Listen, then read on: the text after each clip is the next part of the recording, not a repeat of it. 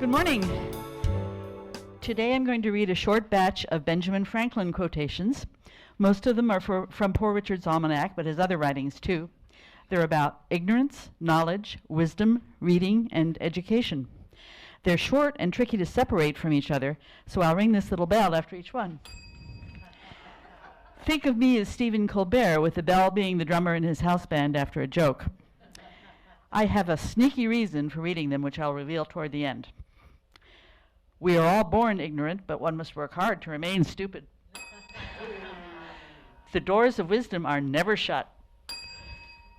A house is not a home unless it contains food and fire for the mind as well as the body.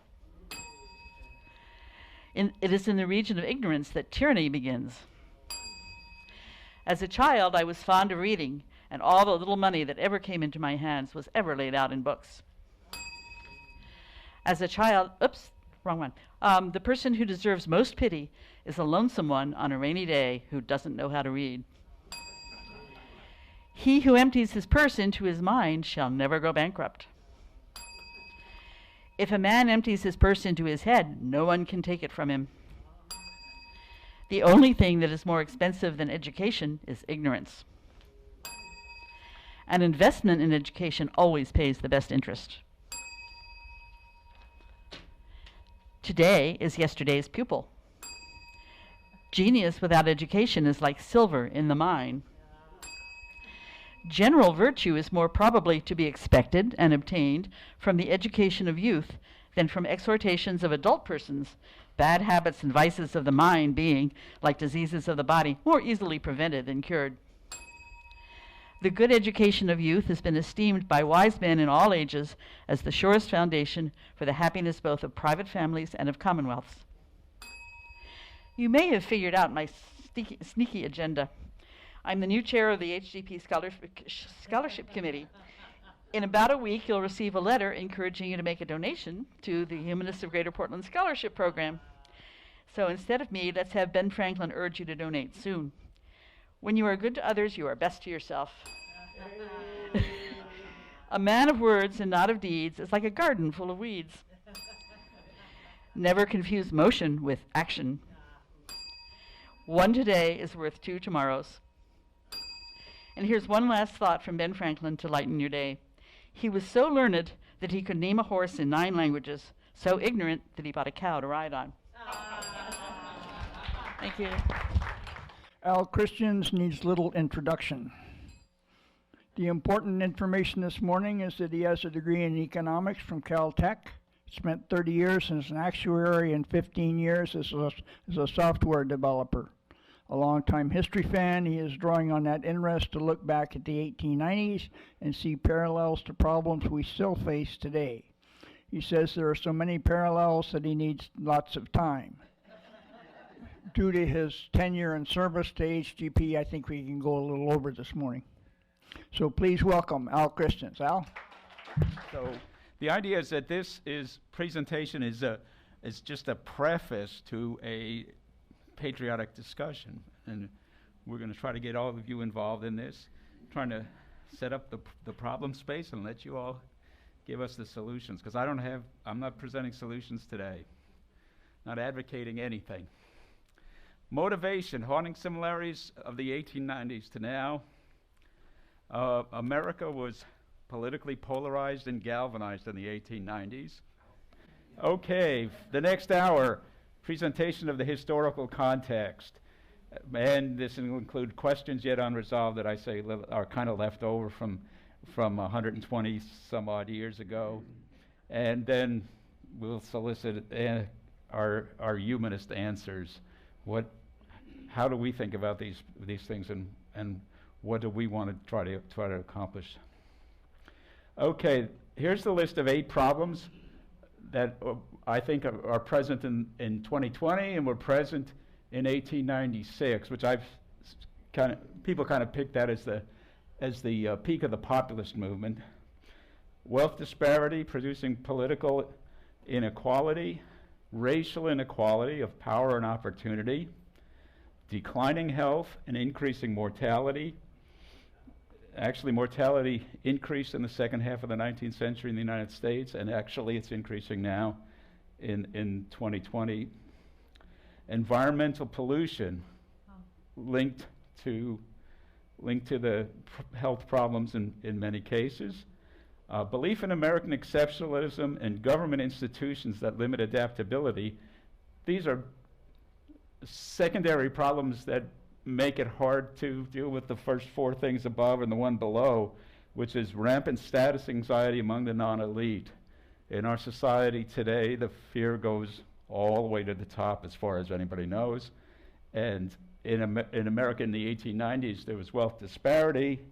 A good proportion of the population was doing well, particularly the wealthy and skilled labor, but their jobs were insecure. Everybody was worried about being automated out of a job then, just like now. And the changes that were coming so fast that people were fearful. So these are the big questions that this set of issues raises in me. What is the story of America? Why do we love America? How much identity politics should we have? How to balance individual rights with the common good? Does power conflict with democracy? What are the duties of citizens? What is America's duty to the world? And how do we sustain the common good? Small questions. We want your answers to all of these. I'll summarize all these questions in one bigger question at the end. So I'm going to go through those 8 questions here, each a slide or 3 on each of those things. The first one is the story of America. What is it and what should it be? The 1890s started with the census of 1890, when the Census Bureau first said, when it drew up the map, there's no more frontier. And shortly thereafter, the historian Frederick Jackson Turner gave a famous speech in which he said, the frontier is over. Volume 1 of American history covered the first 400 years, and it's time to start Volume 2. What's it going to be about? So he said, he pointed out, or his premise was that a nation had to have a story. It had to have something that people would agree on in order to continue making progress. So that's a potential story of America. You could say that, we're still living out the consequences of that story and being true to the idea of developing a great country and spreading from Atlantic to Pacific. This was, of course, had a variation, which was manifest destiny, which was that, America was predestined to be a great nation, that it was predestined to conquer all the way from the Atlantic to the Pacific, and it was a idea that, although it was dying out in the 1890s, because we'd reached the Pacific, the imperialistic aspect was starting to show up. There was talk about annexing Cuba, annexing Hawaii, colonizing South America, all kinds of ideas about things like that. So the imperialism part was still preserved, and the cheap land and labor were part of the equation of manifest destiny to make the country great. You kept getting new land, which would be cheap because you'd expel the inhabitants from it, and you kept getting, and even after the Pacific had been reached, cheap labor was still coming in, immigrants coming to fill up the land, and they could be exploited for their willingness to work at a low wage for a while.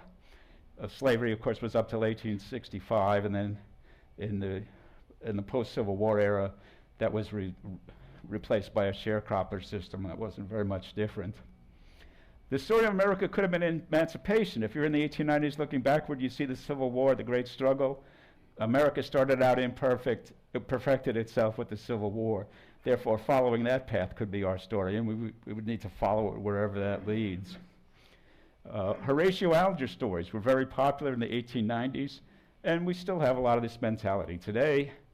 These mostly related to the concepts of unbridled freedom, economic opportunity.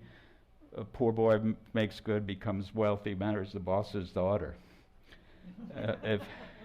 If you look at, I'll take a long-term look at America, you would see that it had transitioned from a fairly violent place to a fairly peaceful, law-abiding place by the 1890s. And that big transition from violence to rule of law, people could be proud of and say that America, that's the story of America. We're becoming more and more civilized. Democracy was what Abraham Lincoln had said was the great gift of America, that should be our story. That's what we're going to give to the world. That's what we're going to develop and live by. The melting pot was a new concept in the 1890s. With all the immigration, the idea arose that, oh, people can come from anywhere and become Americans, just Americans. And that this could, in fact, make a great nation by drawing strengths from everywhere, and everybody could be happy and more or less created equal within a society that knew how to amalgamate from many sources. Some of the people of a historical bent who looked back maybe 500 or 1,000 years and looked worldwide, they would see that there's perhaps a long-term trend from civilization to industrialization. By the 1890s, America was becoming industrialized, so the accomplishment of America had been to industrialize itself, to be a civilized country, but not to rest on its laurels, but become an industrialized country as well. If we want to extend that to now, you would also bring in post-industrialization. In the 1890s, perhaps the most admired American was Thomas Edison, and that would get you to Yankee ingenuity and creative originality. And if you look at the culture of the 1890s, particularly the popular culture, there were the dime novels, penny dreadfuls, lots of stories of rugged individuals, people like Deadwood Dick or Buffalo Bill or Billy the Kid or Jesse James or the Earp brothers, and all these people were memorialized and were treated as heroes. The Virginian, of course, is the real rugged individual, and that was in 1902. But it was later part of that trend too. That was the Owen Wister novel that really put out the prototype cowboy hero that we come to follow today. But all the things that built up to that were in the culture at that time. And I hope we get to this question when we get to the end, so I've got your answers there. A couple of some background facts here. I've got a lot of background facts here. Jane Addams, social worker. Like Lincoln, saw democracy as Americans' gift to the world. She also accepted the workers' struggles as a continuation of the struggles of the Civil War, and she saw America as always the country of the future. That's a wonderful thing, to always be the country of the future, as long as the present is tolerable. And we have a quote from Henry James, who they say was considered the best novelist in the English language. He was a fellow who was born in America 1843. 1870, he went to England, lived in Europe for 30 years. While he was in England, he wrote novels that contrasted American and European characters. And he adopted the stories of America that I spoke of before. Americans were less corrupt and more energetic, and he showed all that. 1900, he comes back to America, and he works on this piece, The American Scene, which I think was published as a book. It was published in 1907. He was also working on 3 novels at the same time, so it took him a while to do it. But in 1904, he visited a candy factory, and he was just totally gobsmacked by the amount of candy that had pumped out and the number of varieties of candy that had pumped out. And his idea of the story was, of what the story of America was, hasn't been given to the American people to be known by the number of their candies. It's like he was a little bit disillusioned with America when he returned to it. 1890s, you had sort of cheap mass-produced consumer goods, and you also, in the edibles and drinkables, you had Hershey bars, Good and Plenty, Coca-Cola, and Hires Root Beer were all first marketed nationally in that time. So he may have been interested in finding some more intellectual achievements than the production of candies on an incredible scale. Next question, why do we love America? This is from The Wizard of Oz, some story we all know by L. Frank Baum from 1899. The Scarecrow listened carefully and said, I cannot understand why you should wish to leave this beautiful country and go back to the dry, gray place you call Kansas. That is because you have no brains, answered the girl. The Scarecrow sighed. Of course I cannot understand it, he said. If your heads were stuffed with straw like mine, you would probably all live in the beautiful places, and then Kansas would have no people at all. It is fortunate for Kansas that you have brains. Now, Kansas in the 1890s was the place where many of the symptoms of the problems of America were at their worst. If you remember the beginning of the Wizard of Oz story, you have a poor orphan girl living with her aged grandparents who are trying to eke out a living on a farm that's just not very productive at all. The railroads were broke, the farmers were broke.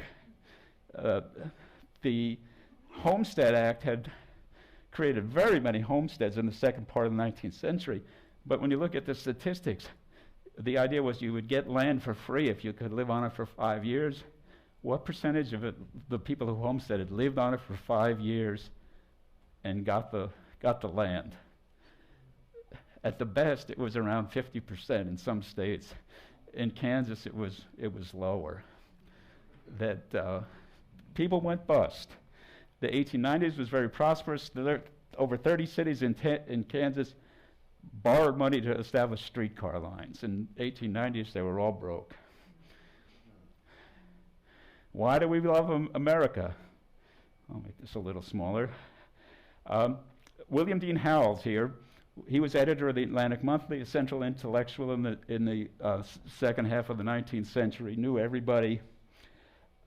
And this quote's from him, "It seems to be the most grotesquely illogical thing under the sun.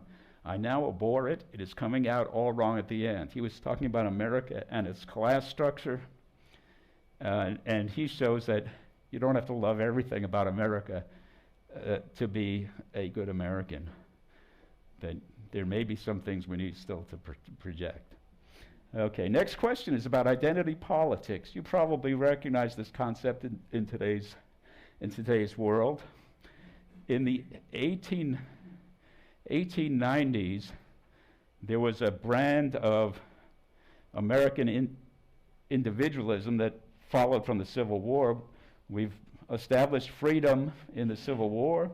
What are we free to do? Why do we have freedom? And the idea was that, because we're such good people, we're going to make the world a better place, we're still all into that. We still just really love this. And people were trying to do that by political, social, cultural, religious means, etc. Within that framework, deeply held social, cultural, and religious and ethical beliefs dictate resolute political positions. We're free to believe what we want, therefore we don't have to change our minds. We don't have to, we know what's right, we know what's good. That happened then. But here's a comment on this in the current situation from Steven Pinker. Why on earth should people's beliefs about sex predict their beliefs about the size of the military?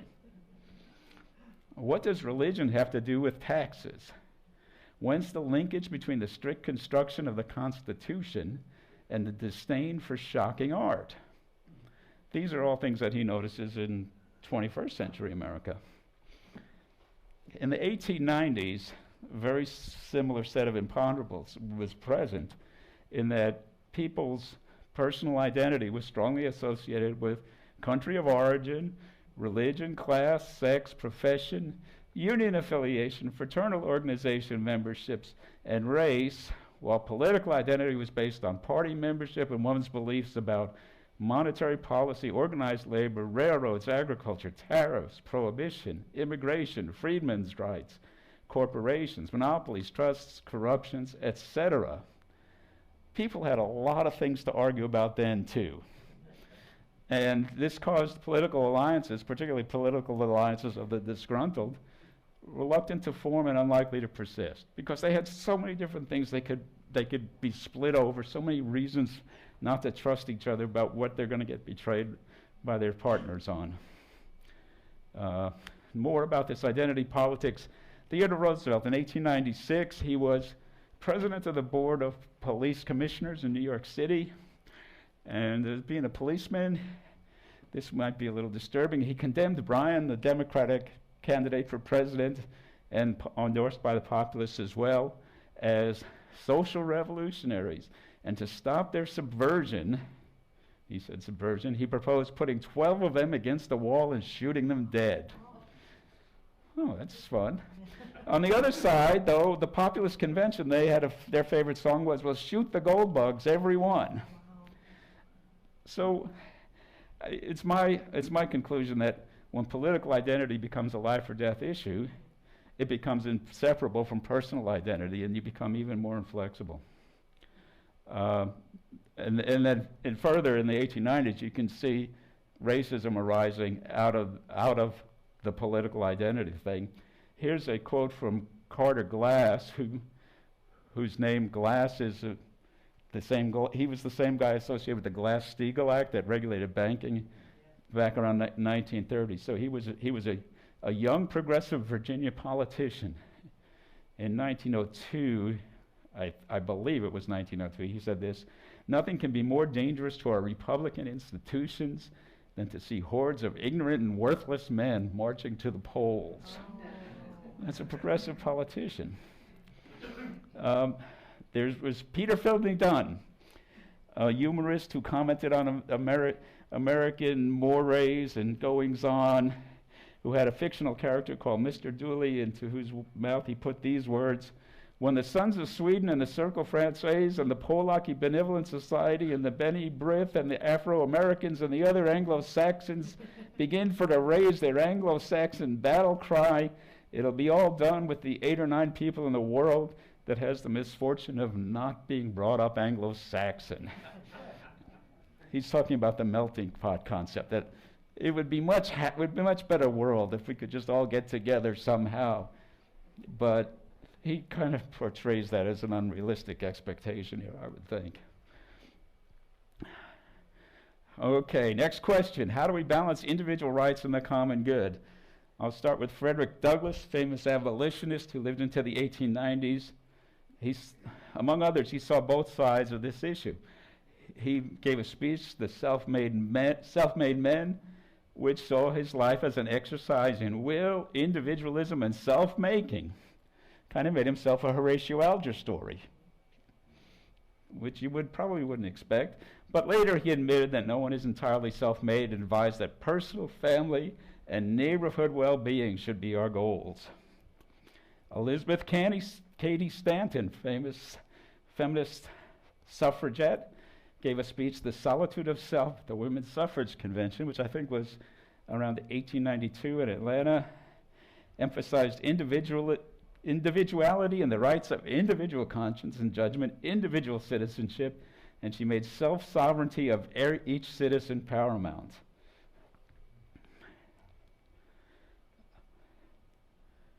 More on this topic.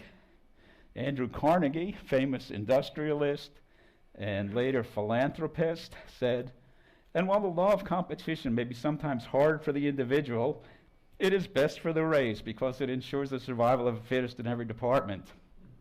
Carnegie's thoughts allied with those of William Grant Sumner, prominent intellectual and the first American sociology professor, extremely popular professor at Yale University.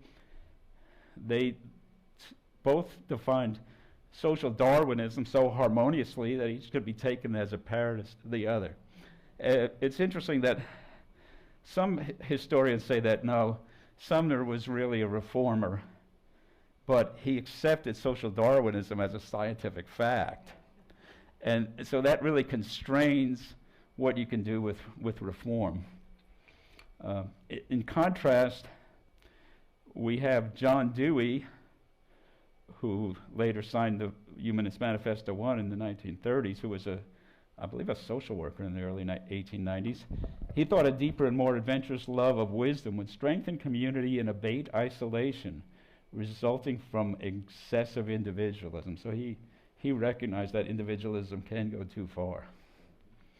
We have another sociologist. He only became a sociologist in the 20th century. He was a geologist, biologist, scientist of various kinds, but he wrote on social issues throughout his life. In 1883, he wrote, "Modern society is suffering from the very opposite of paternalism, from under-government.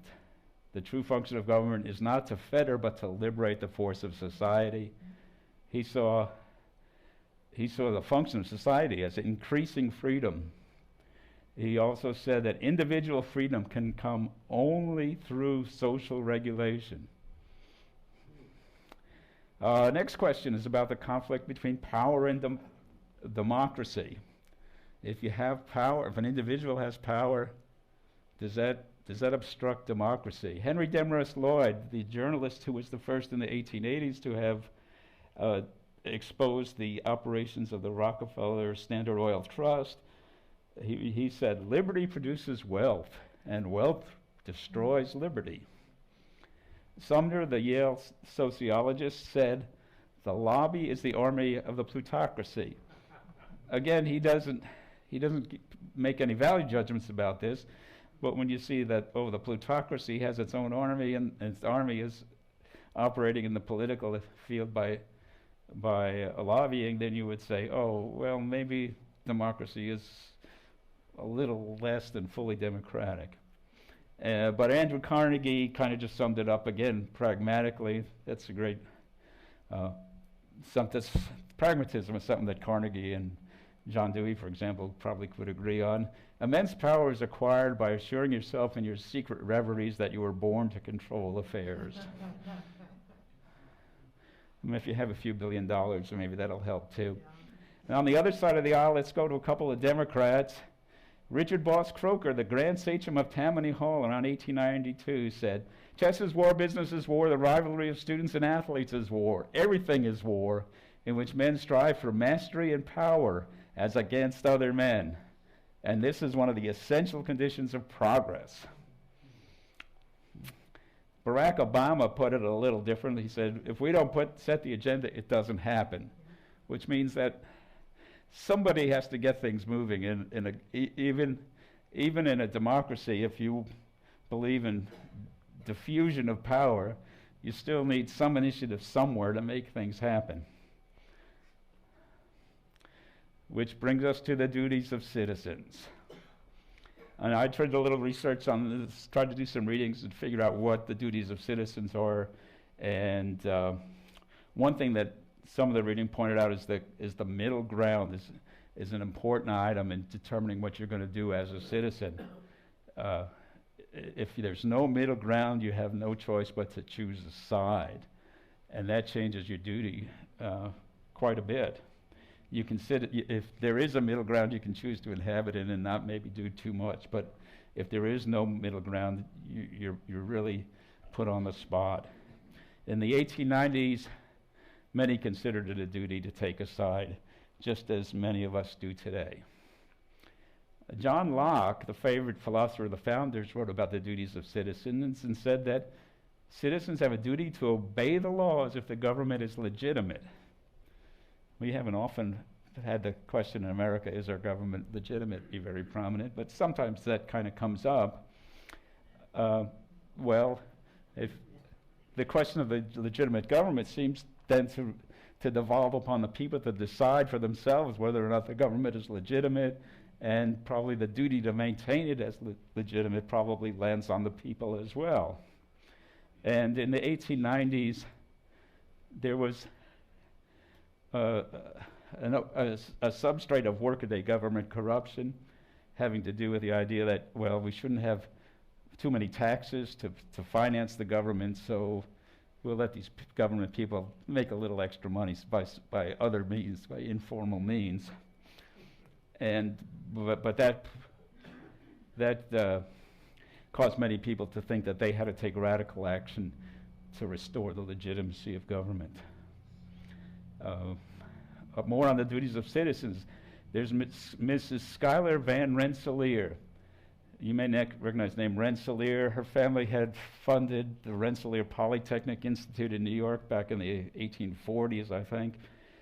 She married into the family. Of course, she was Mrs. But she was a prominent writer, particularly as an art and an architecture critic. She was sufficiently respected as an architecture critic that the architects elected her a member of their society. And she set out to write a magazine article, 1895, about New York City. And she was discussing the poor, and it kind of looked like she was on the course to blame the poor for being poor. But she evidently realized what she was doing, and she came around to the other side. Where lies the responsibility of the wretchedness of Northern New York? She suggested that, well, the dominant class has to take responsibility for the dominant conditions. J.P. Morgan, the greatest American financier of that era, the 1890s and the years before and after, said, anybody has a right to evade taxes if he can get away with it. No citizen has a moral obligation to assist in maintaining his government. Wow. Of course, Morgan had saved the U.S. government multiple times by lending it money, but he always made money on it. William Dean Howells, again, he was the editor of the Atlantic Monthly, wrote an essay on Are We a Plutocracy? He said that democracy was failing because the poor choose plutocracy or allow it. So he's a little bit guilty of blaming the poor for poverty, but he also said that liberty cannot be sustained without a universal brotherhood, which can be attained only through social, not political change. So he even recognized the limitations of politics to solve all our problems, not going to solve all our problems. And Sumner, the sociologist at Yale, said, every man and woman in society has one big duty, that is to take care of his or her own self. Okay, then more on duty. What is America's duty to the world? Frederick Jackson Turner, the historian who said America needed a story, said, we shall continue to present to our sister continent of Europe the underlying ideas of America as a better way of solving difficulties. So we were better than them, but they were our sisters, which kind of puts us on an even basis with the rest of the world. Theodore Roosevelt, now this is 1 year later than the previous quote about shooting everybody. In 1897, he was appointed Assistant Secretary of the Navy, and he said, I should welcome almost any war, for I think this country needs one. Which is kind of, that's your duty to the world, to give it a war when you need one. Now, David Starr Jordan was president of Stanford University. He had a speech scheduled at Stanford one night in 1898. And that afternoon, the news of Admiral Dewey's destruction of the Spanish fleet at Manila Bay and the American conquest of the Philippines resulting came into Stanford, and he changed the subject of his speech and talked about the current events, and he included this line in the speech, the free can conquer but save.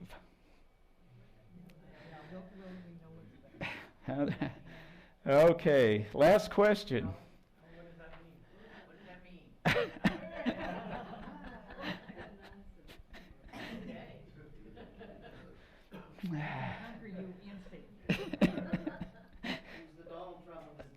Let's go back to William Dean Howells on sustaining the common good. He says, the American ideal is not to change the conditions of all, but for each to rise above the rest if he can. A little bit tongue-in-cheek. And then this character, William Cowper Brand, he ran a newspaper in Waco, Texas called The Iconoclast. Most of the time he was spent criticizing the Baptists and moral deprivation inside Baylor University. It made him very unpopular. He was shot on the street by one of his critics and then died as a result, but he managed to return fire and kill his assailant. But before that happened, he established himself as the Cicero of the South with this wonderful lament.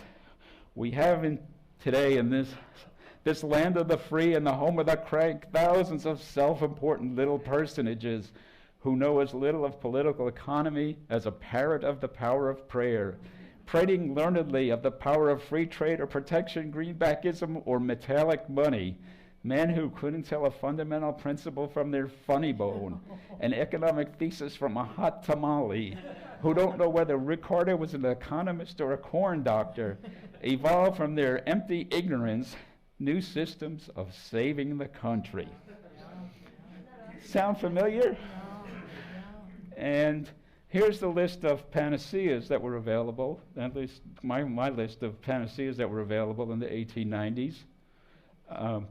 Let's see, I'll give one more. Okay.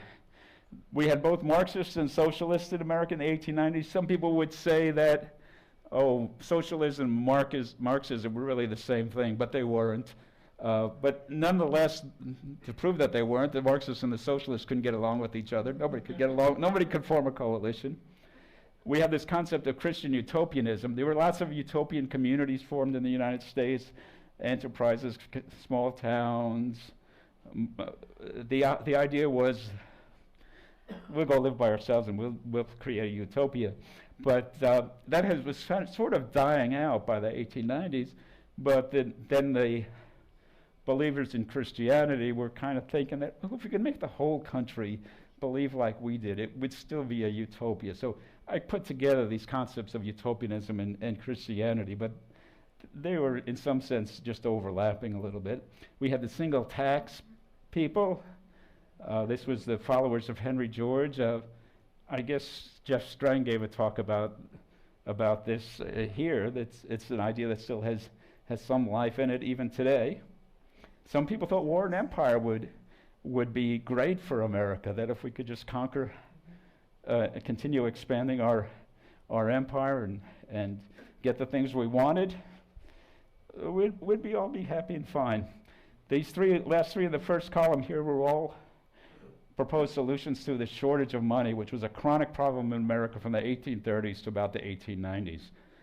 And of course, three different groups had solutions. They couldn't agree with each other either. They got together behind William Jennings Bryan pretty well in 1896, but besides that, they were fighting amongst each other too. Some people thought racism would solve America's problem. If you got every race in its proper place, let the people who ought to run the country and make everybody else follow accordingly, they thought America would be great. Organized labor says we need fair wages and 40-hour week, and then people can be happy, people can be healthy, everybody's going to prosper, even the rich will even get richer. It'll be a wonderful country if organized labor gets what it wants. There were the next several isms here are identifying particular evils that they thought were causing all the problems. The trustbusters wanted to break up the cartels, pools, and trusts that were growing too powerful. Prohibitionists blamed alcohol for all the problems, which there were many that were linked to alcohol pretty strongly. Breakup of families and poverty, premature death from alcohol. And a large percentage of the population was probably alcoholic, but that was still only a percentage. Abolition of private banks was a popular cause. People blamed the bankers. Populists were mostly anti-railroad. Why? Well, ask that question in the question and answer period. Some people also saw mass production as this possible solution for things. Cheap mass-produced consumer goods, generally of low quality, were coming onto the market in large amounts starting in the 1890s. And people thought if we just made enough stuff, we could just make everybody happy. Everybody would have what they wanted. Inequality might still persist, but everybody would have enough. Everybody would be happy. The alternative, then, some people wouldn't see mass production. Like we had James there, the novelist. He was more interested in mass production of culture. That, we can put out the great books on. We can put dime novels. We can print the good novels for a dime. Everybody can become smart and sophisticated and an intellectual. We can build state universities. We can build museums and educate everybody. We have touring lectures, and a lot of people thought culture was the solution. But we'll take your comments on these things about what you think. Now, just give a little background on humanism, because how humanism addresses these things, so that to kind of give you some anchor points in the discussion. Humanist Manifesto 1, for historical reasons only, is on the website. It's not an official doctrine of AHA now, but it says, we assume humanism will discourage sentimental and unreal hopes and wishful thinking, which is, that's good. That's pragmatism. That's John Dewey. But then it says, and see if you see any problems here, existing acquisitive and profit-motivated society has shown itself to be inadequate, and a radical change in methods, controls, and motives must be instituted. Okay. And the goal of humanism is a free and universal society in which people voluntarily and intelligently cooperate for the common good. Pretty good.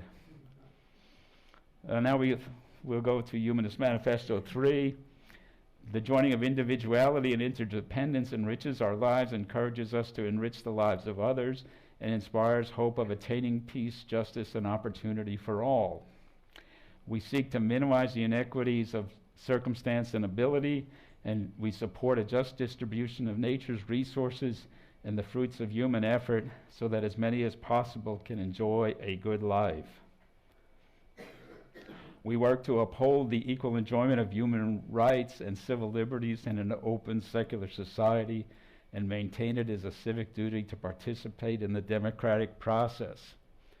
The responsibility for our lives and the kind of world in which we live is ours and ours alone. I've got some sources here. I feel obligated to show my sources. Okay, suggested guidelines for our discussion. The best ideas are both creative and pragmatic. Express ideas that you would promote as leading to long-term progress. Be positive, do not beat a dead horse. This is an election year. I'm going to wince any time anybody mentions a candidate's name who's running for office this year. Please limit questions and comments to 1 minute so that as many as possible can participate. And here are the questions again. I like the Story of America question, so if you wanted to start there, that'd be fine. If you think all of these questions are way too many for anybody to deal with, you can summarize them all in one question, and that would be, what is the national interest? Or what ought to be the national interest? And then once you have that answered, then these are kind of subsidiaries that where approaches might pop out. So please have at it. Why are they called the gay 90s? Yeah, the gay 90s. As I said at the beginning, the society was divided. Mass production came into operation. And, well, first of all, there was a lot of migration to the cities as the big enterprises started up. You have the businesses that grew related to the ongoing uprising of the consumer culture included Sears Roebuck and Montgomery Ward's. You had the parcel post, which would, it was just like Amazon. You could order something, it would show up at your house. How could you not be happy about that, right? It was, and skilled labor prospered. there were lots of people who got jobs working machines, pumping out stuff, very dull, repetitive jobs. But somebody had to make the machines, and that was skilled labor. So skilled labor proliferated in the machine making industry, and those people prospered. They became very, very much in demand. You sort of see that in the current economy, where people have special skills in the in the cyber economy get very high wages, where you now have a total split between the cities where the intellectual elites live and the country where the farmers and factory workers live, in the small town factory towns and stuff. So for a big group that was at the nexus where culture was controlled, it was a happy time. I mean, there were people having a meal. Mostly people who had inherited or were heirs to great fortunes, had a meal in one of the fanciest restaurants in New York City on horseback, just because they thought it would be a gay thing to do. How can you not call it the gay 90s? You should emphasize that all your comments are in context of the 1890s being in the middle of a very deep depression, almost as deep as in the 30s. Oh yes, this is the fact. This has to do with the fizzling out. I didn't really elaborate on this, but I said it. Oh, I said back at the beginning that this populist movement kind of combined to support William Jennings Bryan in 1896. That was the peak of the populist movement. But Bryan ran as a Democrat and also endorsed by the Populist Party. Although they couldn't agree on a vice president, the two parties each nominated their own vice presidential candidate just to be different, because agreement was so hard to reach in those days. But the thing was, Bryan running as a Democrat, the incumbent was Grover Cleveland, who was a Democrat. And the Depression hit in the first year, or right about the time Cleveland's second term started. He was out of office for a year, then he came back in, and the Depression hit then, and it persisted like crazy. It was one of the worst. I spoke about this mentioning Kansas. It was a long recovery again from the problem in the early 1890s. One of the problems was that, like I mentioned, there was a low tax attitude. The government should have too many taxes. Cleveland stood behind imposing an income tax, which had been declared constitutional by the Supreme Court during the war between the states. I think an income tax was voted on, but it was declared unconstitutional by the Supreme Court because one justice changed his mind, and it undermined his entire economic policy. He wasn't able to accomplish anything. And with that depression on his hands, there was just no way that anything was going to really change, that Bryan as a Democrat could bring change into the picture.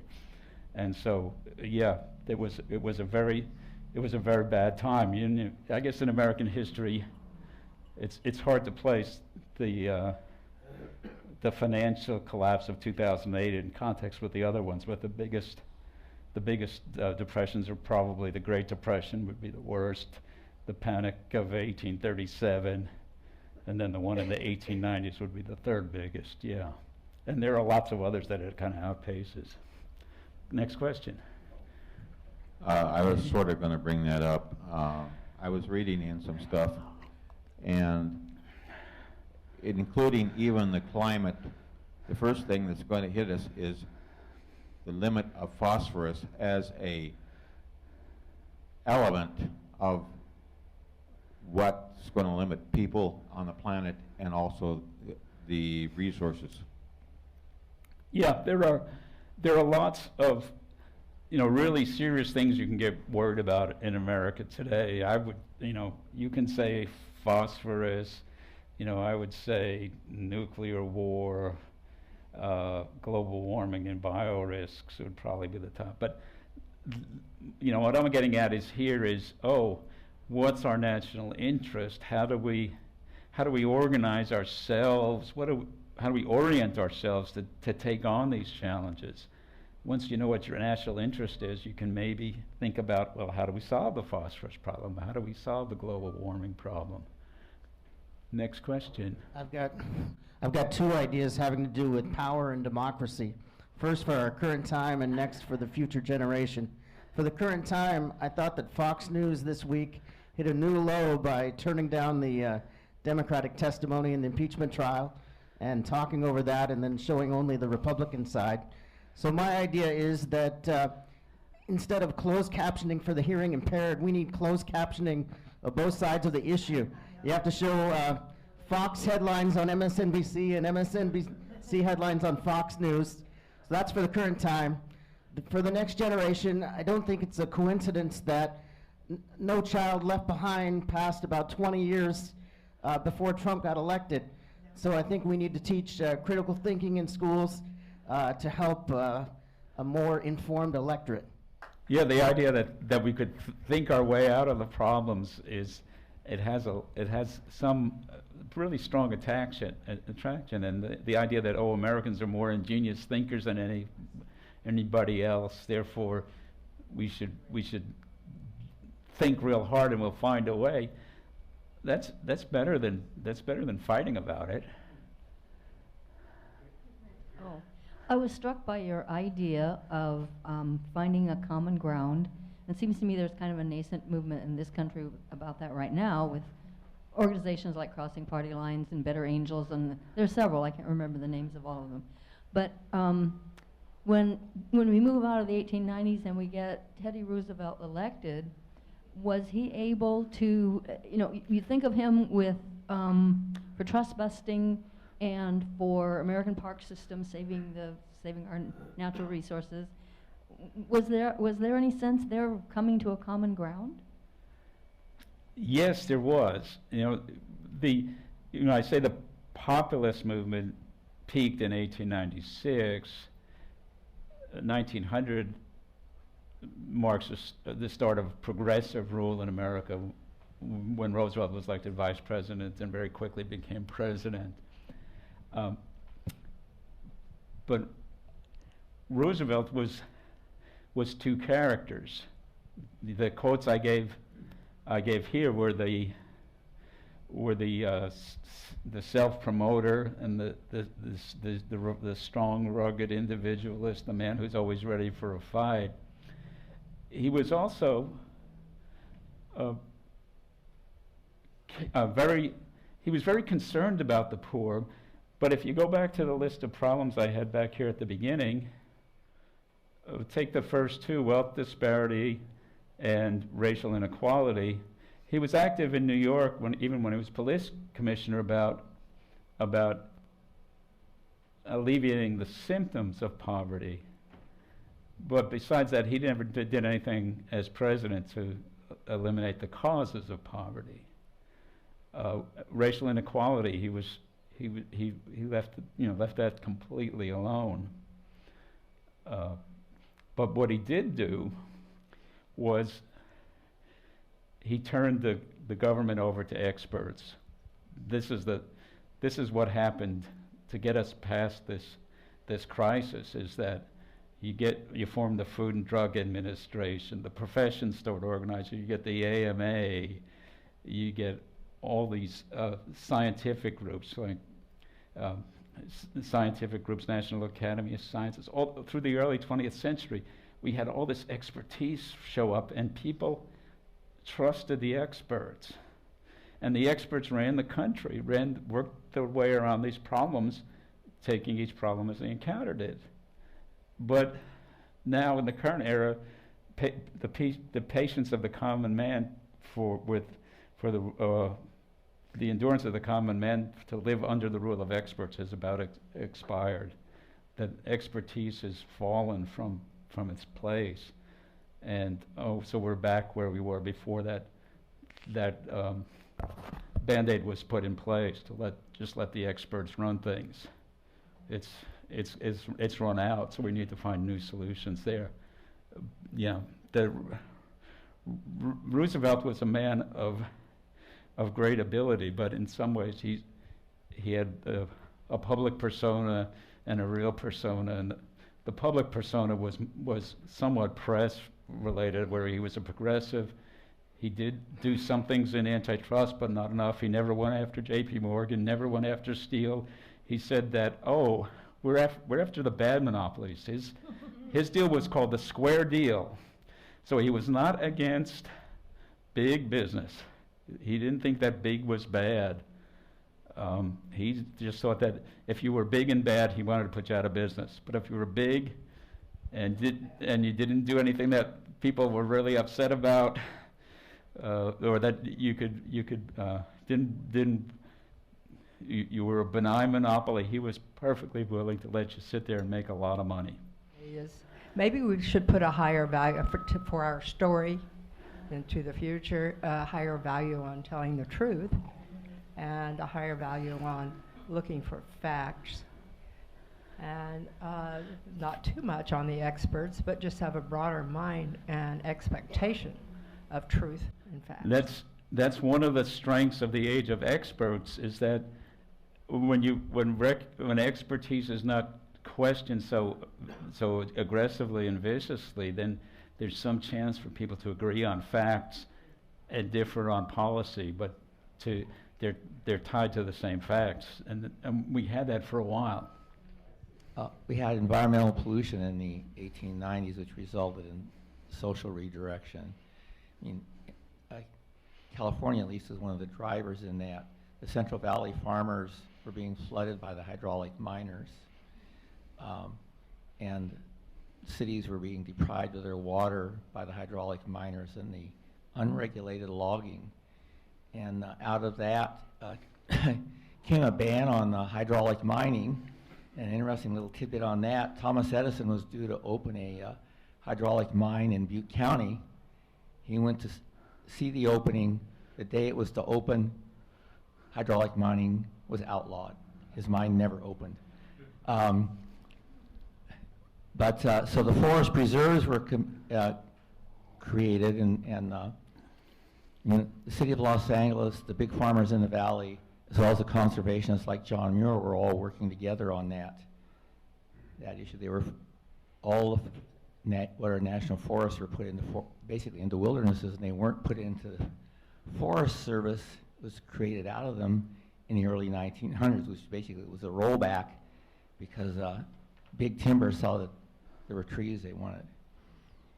But there'd been a lot of reckless logging. Where my parents happened to live in Prattville, there was probably the biggest sugar pine in the country, which some guy cut down to turn into shingles. And they still bemoan that to this day. But then that moves on to our current thing, which global warming.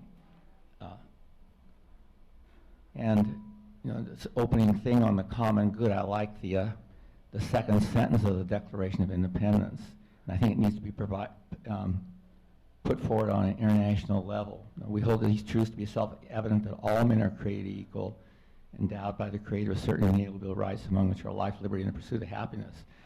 So, we shouldn't be blowing up the residents of Baghdad while we're driving our cars using their oil.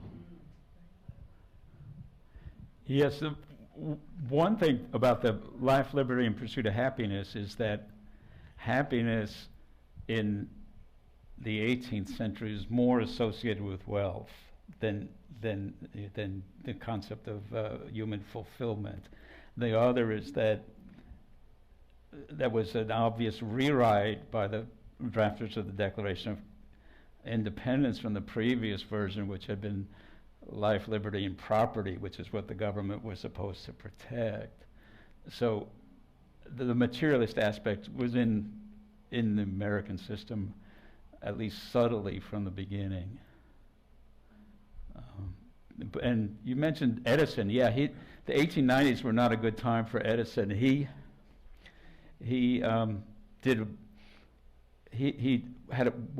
invested greatly in a big project to produce iron and of course steel and all from ores that were found in New Jersey, and worked for a long time on a way to refine these ores. And then the Mesabi Iron Range in Minnesota was discovered, and just absolutely nothing came of it. It was probably the low point of his career when his iron project failed. He invested a lot of his money that he had made from the electric line and such into that project. Over here. I'm unclear about two particular areas in the 1890s versus now. One has to do with immigration from outside the country, and the other has to do with migration within the country. I'll take the second one first.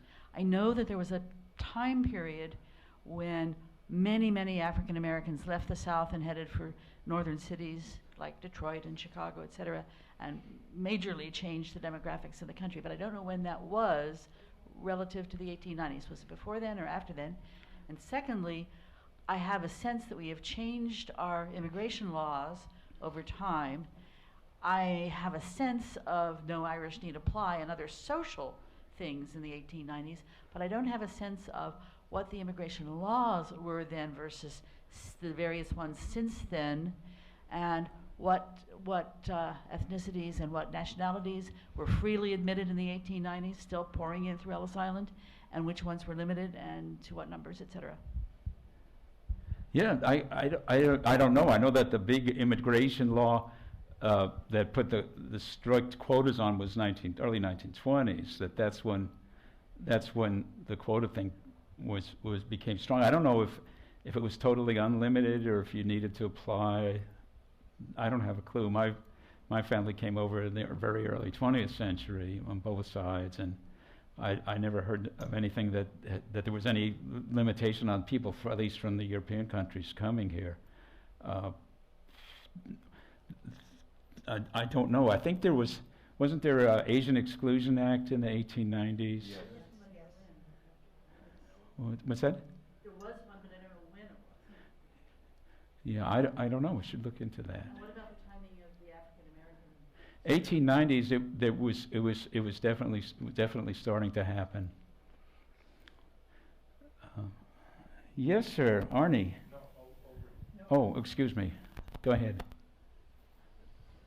The initial question around what's the national identity, to me feels a little bit like a fallacious question, that there's a presumption of there is a nation that needs to be preserved that really has changed completely in scale and quality and the plurality of and conflict of thought. That my belief is the answer is somewhere in reconsidering what makes the nation or the different entities. So I'm thinking in terms of separation of California or Texas or all these segregates. It's like we're too big. There's no precedence of 330 million people pulling on the same string. None of those things were in the same conditions of no scale. There weren't that many people back then. It wasn't that crowded back then. That instead of trying to force everybody in the same common denominator, that's a losing proposition in my mind, right? There's just too much plurality. I'm of the opinion that if you scale it back to more local communities, you have a bigger chance to come to some agreement. Once you have the smaller, let's say, states, let's use a little bit more autonomy for each state. Let's not worry about whether Kansas teaches intelligent design. Let's just stabilize within California or within the. Once you come to consensus there, then you can come to the table with other states in some form of negotiation instead of everybody trying to impose or negotiate their value system, because it's not going to go anywhere, right? So I feel like what's our national, you can't get to the level until you have even a little bit more local, We always talk about left coast, but I don't think we have much agreement even within Oregon or within California. So scale back, come to a more agreement local level, and then negotiate from these kind of groups. Does that make sense? Yeah. Yes, the issue, of course, is that you get back to Thomas Hobbes, that nature is so brutish that if everybody has to compete in a small group, if you have 50 states all competing for business and prosperity and money, that there will be winners and losers, and if you live in the wrong state, then you will suffer. That promoting the national welfare seems to be the idea. Particularly, if you look at the 1890s, the things I talked about before, the mass production, parcel post. The thing that projected America ahead of Europe was national economy, that you could do production on a much larger scale for a country the size of America than you could do it in England or France or Germany. America had passed those countries in population in the second half of the 19th century, I believe. And so we were a bigger national market than any place else. And that enabled our industrialization. So economies of scale are part of the issue, I think. And the idea that, competition with winners and losers will produce the right answers, it's got to be a mix. You can't go too far. When the socialists ran for governor of California in the 1930s, Franklin Roosevelt didn't endorse them, but he said, "Oh, it's a big enough country, we can have some experiments." So experiments are not a bad idea, but it's some kind of national government is maybe a good idea. Maybe even some kind of world government is a good idea.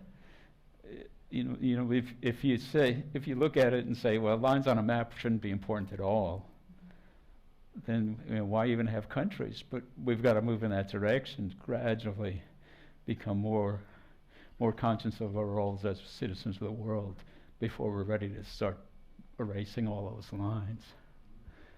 Next, go ahead. I'm thinking about Teddy Roosevelt's comment about war and the time that he made it. In respect to the comment about the Depression of the 1890s, the list of problems that you saw are similar to the list we have now. And one of the things I think Roosevelt was crying for is, I don't know what to do, but I want to do something. And he thought war was a good idea. I think we have here in our time the same problem. Nothing's happening. I don't want to be too critical of our present president, but his lack of doing anything has made everything worse. And so as a simple, something I don't ordinarily recommend, it's time that we do something. We need a leader. I think that's the situation, and if we can find a Teddy Roosevelt or someone of that ilk, it might be good. You think that Roosevelt was a good leader then? I didn't, no, he was a leader. Okay.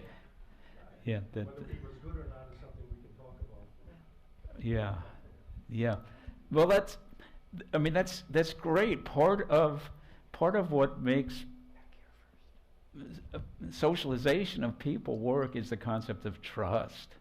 And if there's somebody you can really trust and somebody whose trust you can earn, that's wonderful. Some of the presidents we have trusted, and usually the ones that were trustworthy, it's worked out pretty well. But some of the ones we trusted, not so well. So, everybody thought, for example, they could trust Ulysses S. Grant because he was the biggest hero in America. His tomb in New York was the biggest tourist attraction in the United States in the 1890s.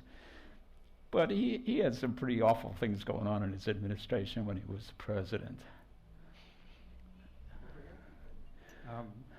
Yeah, I just read an essay written by Sabine Hassenfelder, who's a German quantum physicist. And it was an essay about how to save the world. And she basically, I was trying to summarize it, she feels that evolution of ideas is too slow, and our solution can't depend on technology, but we have plenty of technological solutions. That's not the problem, a lack of ideas. The problem is turning the knowledge into solutions, and that kind of hinges on our inability to keep track of, or to make long-term goals. We always get tripped up by our short-term goals, and we don't think enough in the future. And the reason for that is knowledge is costly. It's really like when we're making our daily decisions, we can't take all the, everything into consideration. Like, should I recycle this or not? You know, is it going to go in the wrong place? You know, I mean, just every question you ask can have questions that you can't answer. So that we need to have personal and national priorities. We need to make those clear, and then decisions should be made based on what people desire, because you're not going to get them to do what they should do anyway. So you might as well just give that up and try to frame things in terms of what people want, so that you bring the long-term goal to short-term gratification and get people to do what they want. Because obviously what we're doing now isn't working real well. Things are changing so fast we can't keep up, so we have to have a different way. But it's basically people are going to do what they want to do, so you got to frame, you know, make the the good outcomes based on that. Yeah, there's a whole science of change that is fascinating. Some people say change can occur very quickly. Our political leaders can't lead the people where the people are not willing to go. The question is how fast can a clever or wise, depending on how you want to characterize them, leader get the people to change where they want to go.